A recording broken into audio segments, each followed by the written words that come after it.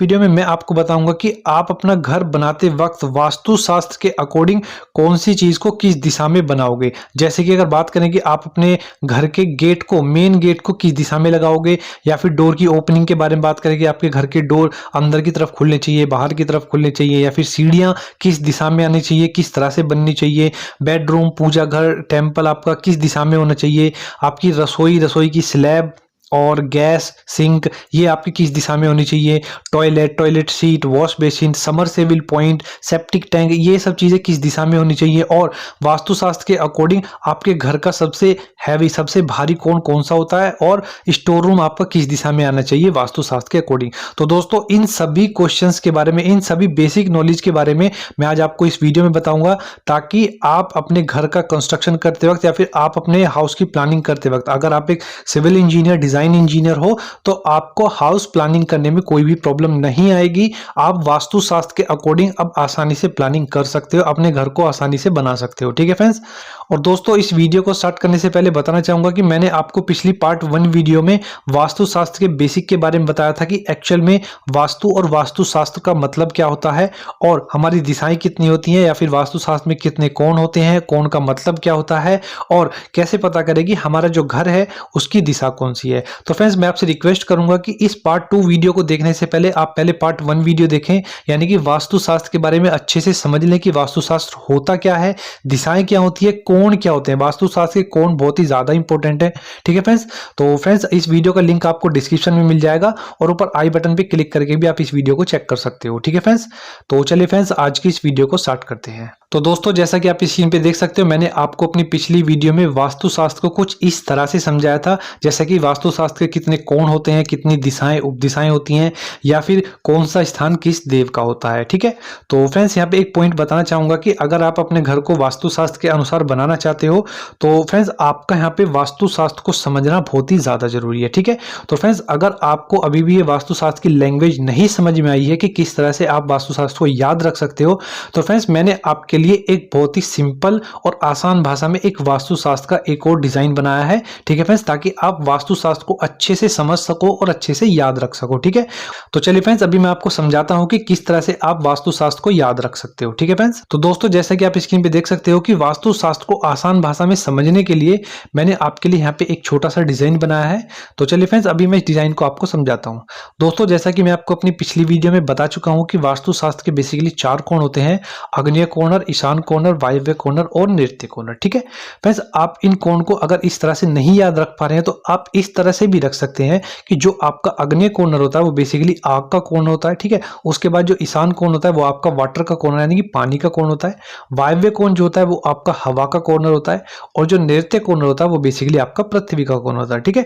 और जो आपका ब्रह्म स्थान होता है यानी कि जो आपका सेंटर होता है, आपके घर का सेंटर, वो बेसिकली स्पेस होता है, ओपन स्पेस होता है। यानी कि जब आप अपना घर बना रहे हो तो यहाँ पे आपको कुछ भी कंस्ट्रक्शन नहीं करना है, ये बेसिकली आपकी लॉबी होती है यानी कि खुला होल होता है। ठीक है फ्रेंड्स। तो फ्रेंड्स अभी आप वास्तुशास्त्र को इस तरह से याद रख सकते हो कि हमारे जो वास्तुशास्त्र के कोण होते हैं वो बेसिकली आग, पानी, हवा और वायु के कोण होते हैं, और बीच का जो स्थान होता है वो बेसिकली ओपन स्पेस होता है। ठीक है। इस आसान भाषा में आप वास्तुशास्त्र को याद रख सकते हो। देखिए फ्रेंड्स यहाँ पे एक छोटा सा पॉइंट और बताना चाहूंगा जो बेसिकली आपके माइंड में भी जरूर आ रहा होगा कि वास्तुशास्त्र में सिर्फ 5 ऑप्शन ही क्यों दिए गए हैं: आग, पानी, हवा, पृथ्वी और स्पेस। यानी कि समझने वाला पॉइंट ये है कि वास्तुशास्त्र में 6 विकल्प, 7 विकल्प, 8 विकल्प भी हो सकते थे, या फिर 4 विकल्प हो सकते थे, बट यहाँ पे वास्तुशास्त्र में सिर्फ 5 ही ऑप्शंस दिए गए हैं। ऐसा क्यों? देखिए फ्रेंड्स यहाँ पे समझिए, जैसे कि मैंने यहाँ पे लिखा हुआ है कि everything in nature is made up of 5 basic element. मतलब कि हमारी जो प्रकृति है, नेचर है, उसके जितने भी एलिमेंट्स हैं, जितनी भी चीजें हैं, वो बेसिकली 5 बेसिक एलिमेंट से मिलकर बनी है, 5 तत्वों से मिलकर बनी है। कौन कौन से हैं? Earth, fire, water, air and space. मतलब कि जितनी भी नेचर में चीजें बनी हुई हैं वो आग, हवा, पानी, धरती और आकाश से मिलकर बनी है। फ्रेंड्स आप अपना ही एग्जांपल ले लीजिए कि क्या हम इन 5 एलिमेंट्स के बगैर रह सकते हैं? नहीं रह सकते ना। तो सेम टू सेम जो वास्तुशास्त्र है वो भी इन्हीं 5 एलिमेंट से मिलकर बना है, यानी कि इन्हीं 5 एलिमेंट्स के ऊपर, इन 5 ऑप्शंस के ऊपर ही वास्तुशास्त्र डिपेंड करता है, और हम भी इन्हीं 5 ऑप्शंस के ऊपर डिपेंड करते हैं। इन ऑप्शंस के बगैर, इन बेसिक एलिमेंट्स के बगैर हम भी नहीं रह सकते। ठीक है फ्रेंड्स। तो कहने का मतलब यह है कि वास्तुशास्त्र और ह्यूमन बीइंग यानी कि हम एक दूसरे से आपस में रिलेट करते हैं। ठीक है फ्रेंड्स। तो चलिए फ्रेंड्स अभी समझते हैं कि घर बनाते वक्त कौन सी दिशा किसकी होनी चाहिए। ठीक है फ्रेंड्स, तो दोस्तों जैसा कि आप स्क्रीन पे देख सकते हो, सबसे फर्स्ट पॉइंट के बारे में बात करेंगे, एंट्रेंस और मेन गेट ऑफ हाउसेज। मतलब कि जो भी आपका घर है उस घर का मेन गेट एंट्री किस दिशा में होनी चाहिए। देखिए सबसे पहला पॉइंट कहता है कि अगर आपका घर ईस्ट और नॉर्थ फेसिंग है, मतलब कि पूरब या फिर उत्तर की दिशा में है, तो आपके घर का main gate north east direction में आएगा, यानी कि उत्तर और पूरब दिशा में आएगा। ठीक है, जैसा कि यहाँ पे आप देख सकते हो इस प्लान में, सपोज कीजिए कि आपके पास कोई एक प्लॉट है 50 बाई 50 का। ठीक है, तो उस प्लॉट का दिशा जो है वो बेसिकली ईस्ट दिशा है। ठीक है, यानी कि पूरब की दिशा है। तो आपके घर का जो मेन गेट होगा वो बेसिकली इस डायरेक्शन में लगेगा यहाँ पे। ठीक है, लेकिन अगर आपका घर जो है वो इस दिशा में है, नॉर्थ की दिशा में है, तो आपके घर का जो मेन गेट है वो बेसिकली इस दिशा में लगेगा यहाँ पे। ठीक है फ्रेंड्स, ये दिशा बहुत ही ज्यादा बेस्ट है आपके मेन गेट के लिए। ठीक है, लेकिन अगर आपके घर की दिशा वेस्ट है, यानी कि पश्चिम दिशा है आपके घर की, तो आपके घर का जो मेन गेट होगा वो नॉर्थ वेस्ट डायरेक्शन में लगेगा, यानी कि उत्तर और पश्चिम दिशा में लगेगा। यहाँ पे आप देख सकते हो आपके घर का वेस्ट फेसिंग है, यहाँ पे वेस्ट फेसिंग है, तो आपके घर का मेन गेट इस दिशा में आएगा यहाँ पे। ठीक है फ्रेंड्स, उसके बाद अगर आपका घर साउथ फेसिंग है, दक्षिण दिशा में है, तो आपका घर का मेन गेट आएगा साउथ ईस्ट डायरेक्शन में, यानी कि इस दिशा में आपका यहाँ पे गेट आएगा। ठीक है, यहाँ पे आप देख सकते हो कौन से कोण में आएगा, अग्नि कोण में यहाँ पे आएगा। ठीक है फ्रेंड्स, और अगर मेन गेट के बारे में बात करें तो फ्रेंड्स मेन गेट जो है should not be in centre, यानी कि आपका घर का मेन गेट आपके घर के सेंटर में नहीं होना चाहिए। लेकिन अगर आप अपने घर का मेन गेट सेंटर में ही लगाना चाहते हो तो फ्रेंड्स आप अपने घर के मेन गेट को थोड़ा सा इधर उधर भी खिसका सकते हो, उसके बाद लगा सकते हो, यानी कि 2-3 इंच राइट साइड में कर लीजिए या फिर 2-3 इंच लेफ्ट साइड में कर लीजिए। इस तरह से आप अपने घर का मेन गेट लगा सकते हो, बट सेंटर में नहीं लगाना है। ठीक है फ्रेंड्स, और सेकंड पॉइंट के बारे में बात करेंगे, डोर ओपनिंग के बारे में। डोर ओपनिंग जो होनी चाहिए आपके घर की इनवर्ट्स होनी चाहिए और क्लॉकवाइज डायरेक्शन में होनी चाहिए। मतलब क्या है कि आपके घर के दरवाजे हमेशा अंदर की तरफ खुलने चाहिए, ना कि बाहर की तरफ। और जो आपके दरवाजे खुलने चाहिए वो बेसिकली क्लॉकवाइज डायरेक्शन में खुलनी चाहिए। क्लॉकवाइज डायरेक्शन कौन सी होती है? जिस डायरेक्शन में आपकी घड़ी घूमती है, यानी कि जिस दिशा में आपकी घड़ी घूमती है उस दिशा के अकॉर्डिंग आपके घर के दरवाजे अंदर की साइड खुलने चाहिए। ठीक है फ्रेंड्स, तो चलिए फ्रेंड्स अभी नेक्स्ट बात करेंगे स्टेयरकेस डायरेक्शन के बारे में। मतलब कि घर बनाते वक्त हमारी सीढ़ियों की दिशा कौन सी और कैसी होनी चाहिए।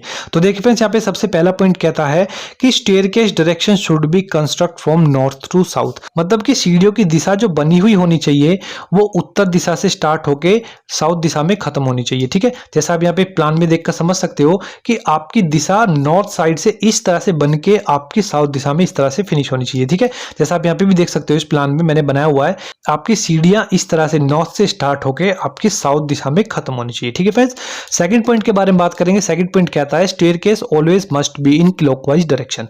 मतलब कि आपकी जो सीढ़ियां हैं वो हमेशा क्लॉकवाइज डायरेक्शन में घूमनी चाहिए। जैसा कि आप यहाँ पे देख सकते हो कि क्लॉकवाइज डायरेक्शन वो होती है जिस तरह से आपकी घड़ी की सुई घूमती है। आप इस तरह से यहाँ पे चढ़ोगे नॉर्थ से क्लॉकवाइज डायरेक्शन में और साउथ पे फिनिश होगे। ठीक है, उसके बाद अगर एंटी क्लॉकवाइज की बात करें तो आप सीढ़ियों पे उल्टा इस तरह से चढ़ोगे। ठीक है, अगर आप घड़ी की सुई को उल्टा घुमाओगे तो वो आपकी एंटी क्लॉकवाइज डायरेक्शन होगी। ठीक है फ्रेंड्स, अब यहाँ पे थर्ड पॉइंट जो कहता है स्टेयरकेस के बारे में वो है U shape staircase is very good for house construction as per vastu. मतलब कि वास्तु शास्त्र के हिसाब से अगर आप अपने घर में यू शेप की सीढ़ियां बनाते हो तो आपके घर के लिए वो बहुत ही ज्यादा अच्छा रहेगा। ठीक है फ्रेंड्स, तो चलिए फ्रेंड्स अभी नेक्स्ट बात करेंगे बेडरूम के बारे में। देखिए south west corner is best for bedroom, master bedroom in houses. मतलब कि साउथ वेस्ट कॉर्नर जो होता है, दक्षिण और पश्चिम कॉर्नर जो होता है बेडरूम के लिए वो बहुत ही ज्यादा अच्छा होता है। कौन सा कॉर्नर? ये वाला नृत्य कॉर्नर जो है ये आपका बहुत ही अच्छा होता है बेडरूम के लिए। ठीक है फ्रेंड्स, उसके बाद पूजा घर के बारे में बात करेंगे तो north east corner is reserved for puja घर।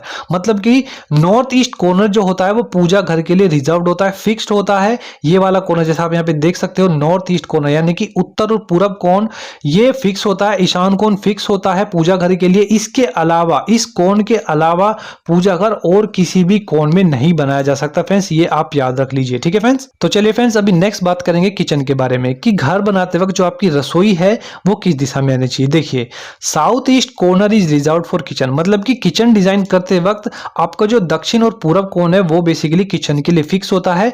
किचन जो आपकी इस दिशा में आनी चाहिए, आग्नेय कोण में, साउथ ईस्ट कॉर्नर में, यानी कि दक्षिण पूरब कोण में आनी चाहिए। इसके अलावा रसोई आपकी किसी और कोण में नहीं बनाई जाती है। ठीक है, और अभी बात करेंगे किचन स्लैब के बारे में कि किचन बनाते वक्त आपकी किचन स्लैब किस दिशा की ओर डलनी चाहिए। देखिए north east direction is best for kitchen slab, यानी कि किचन बनाते वक्त जो आपकी किचन की स्लैब आएगी वो नॉर्थ और ईस्ट डायरेक्शन की साइड में आएगी। ठीक है, जैसे कि आप यहाँ पे देख सकते हो, यहाँ पे आप किचन बनाओगे। ठीक है, तो आपको जो स्लैब डलनी चाहिए, अगर आप अपनी स्लैब को ईस्ट दिशा यानी कि पूरब दिशा की ओर, एक तो स्लैब पूरब दिशा की ओर डाल लीजिए और एक ऐसे उत्तर दिशा की ओर डाल लीजिए। ठीक है, तो आपकी ये किचन की स्लैब बहुत ही अच्छी रहेगी। या फिर अगर आपकी स्लैब इस तरह से नहीं डल रही है तो आप एक काम कीजिए, आप अपनी स्लैब को एक दिशा की ओर तो जरूर डालिए, या तो आप पूरब की ओर डालिए या फिर आप उत्तर की ओर डालिए। ठीक है, आप ऐसे भी डाल सकते हो कि आपकी एक तो स्लैब यहां जाए पूरब दिशा की ओर और एक स्लैब आ जाए उत्तर दक्षिण दिशा की ओर। ठीक है, लेकिन अगर आपके घर में रसोई की स्लैब जो है वो अगर पूरब और उत्तर दिशा की ओर बन रही है तो वो बहुत ही ज्यादा अच्छा है आपके घर के लिए। ठीक है फ्रेंड्स, उसके बाद बात करेंगे कि आपके रसोई में गैस या फिर स्टोव कहां पे आना चाहिए। देखिए फ्रेंड्स, यहाँ पे आप समझ सकते हो कि north east direction is also best for placement of gas and stove. मतलब कि नॉर्थ और ईस्ट डायरेक्शन यानी कि उत्तर और पूरब दिशा जो है वो आपकी गैस और स्टोव के लिए बहुत ही ज्यादा इंपॉर्टेंट है। क्यों? यहाँ पे देखिए, समझिए कि वास्तुशास्त्र ये कहता है कि अगर आपकी गैस पूरब दिशा की ओर या फिर उत्तर दिशा की ओर होनी चाहिए तो वो बहुत ही ज्यादा अच्छी होती है। जब लेडीज घर में खाना बनाती है रसोई में, तो लेडीज का फेस जो है वो बेसिकली पूरब दिशा की ओर या फिर उत्तर दिशा की ओर ही होना चाहिए, तो ये बहुत ही ज्यादा अच्छा होता है। ठीक है, उसके बाद बात करेंगे सिंक की। तो देखिए फ्रेंड्स, सिंक जो है वो basically north and east direction में ही आनी चाहिए। ठीक है, नॉर्थ और ईस्ट डायरेक्शन में क्यों आनी चाहिए आप ये भी समझ सकते हो, क्योंकि फ्रेंड्स यहाँ पे आप देखिए नॉर्थ ईस्ट डायरेक्शन जो है ये आपकी ये वाली नॉर्थ ईस्ट डायरेक्शन है जो बेसिकली वाटर की डायरेक्शन है। तो आप ये भी समझ सकते हो कि सिंक में हम वाटर का ही काम करेंगे, तो ऑब्वियस सी बात है जो भी आपकी सिंक आएगी वो नॉर्थ ईस्ट डायरेक्शन की ओर लगनी चाहिए आपके किचन में। ठीक है फ्रेंड्स, और आप यहाँ पे एक और पॉइंट देख सकते हो कि sink should not be placed near by gas stove because fire and water are opposite to each other. मतलब क्या है कि जो आपकी सिंक है वो गैस या फिर स्टोव के पास नहीं होनी चाहिए। क्यों?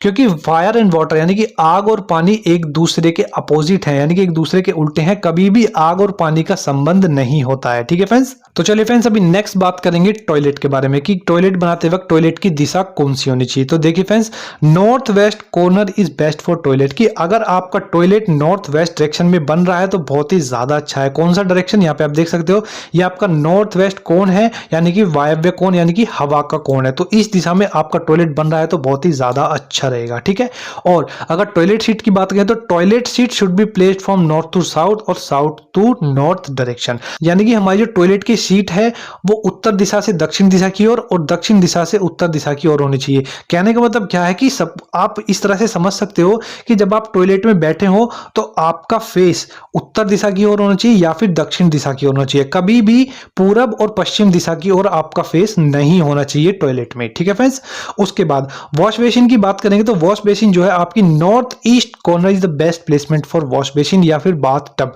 बाथ टब के लिए या फिर वॉश बेसिन के लिए नॉर्थ ईस्ट कॉर्नर, ये वाला कॉर्नर, ईशान कॉर्नर, ये आपका बेस्ट है। क्योंकि फ्रेंड्स आप यहां से इस तरह से भी समझ सकते हो कि वॉश बेसिन और बाथ टब बेसिकली वाटर के लिए यूज किए जाते हैं, तो वाटर वाला पॉइंट तो वाटर वाले ऑप्शन में ही आएगा। ठीक है फ्रेंड्स, इस तरह से आप समझ सकते हो, छोटे छोटे पॉइंट आप यहाँ पे समझ सकते हो कि कौन सा पॉइंट किस में आएगा। जैसे कि आप यहाँ पे वॉश बेसिन का पॉइंट समझ सकते हो, या फिर आप नेक्स्ट पॉइंट की बात करें सबमर्सिबल पॉइंट की, तो आप यहाँ पे देख सकते हो north east corner is best for submersible point, water point, well and borewell point. यानी कि वाटर वाला पॉइंट तो वाटर के कोण में ही आएगा, आग वाले कोण में तो नहीं आएगा, ना ही हवा के और ना ही पृथ्वी के कोण में आएगा। ठीक है, तो अभी हम यहाँ पे आसानी से याद रख सकते हैं कि wash basin, submersible, bath tub ये हमारे पानी वाले पॉइंट है तो पानी वाले कॉर्नर में आएंगे, यानी कि कहां पे?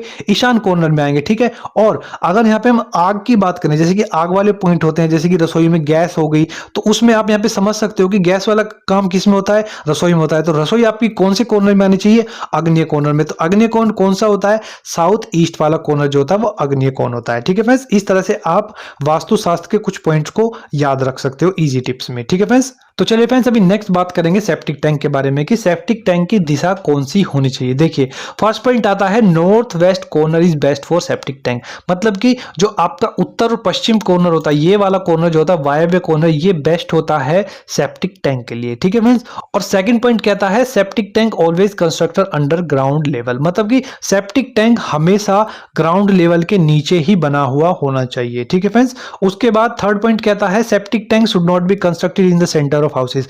मतलब कि सेप्टिक टैंक कभी भी आपके घर के सेंटर में यहाँ पे नहीं बना हुआ होना चाहिए, क्योंकि ये ब्रह्म स्थान होता है, लोबी का स्थान होता है। यहाँ पे हवन वगैरह के लिए जो आपकी लोबी यूज की जाती है, ठीक है फ्रेंड्स। तो यहाँ पे कभी भी आपका सेप्टिक टैंक नहीं होना चाहिए, ठीक है।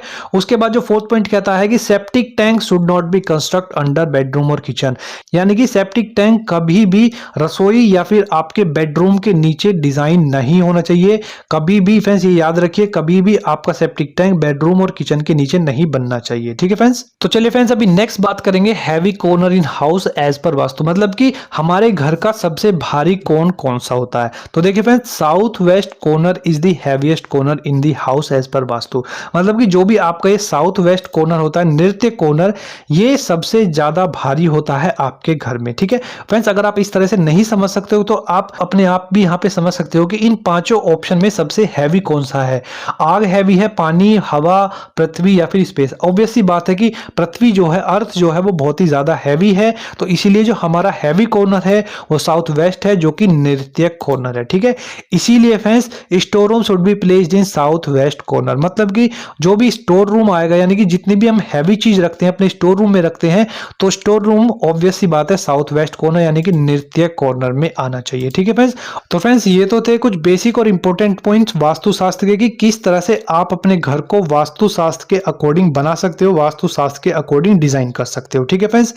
तो चलिए फ्रेंड्स आज की इस वीडियो में बस इतना ही, और फ्रेंड्स आई होप कि अभी आपकी सभी प्रॉब्लम्स क्लियर हो गई होगी। और फ्रेंड्स आपको ये वीडियो अगर अच्छी लगी हो तो प्लीज इस वीडियो को लाइक करो और कमेंट भी करो, और फ्रेंड्स ज्यादा से ज्यादा शेयर करो इस वीडियो को, ठीक है फ्रेंड्स।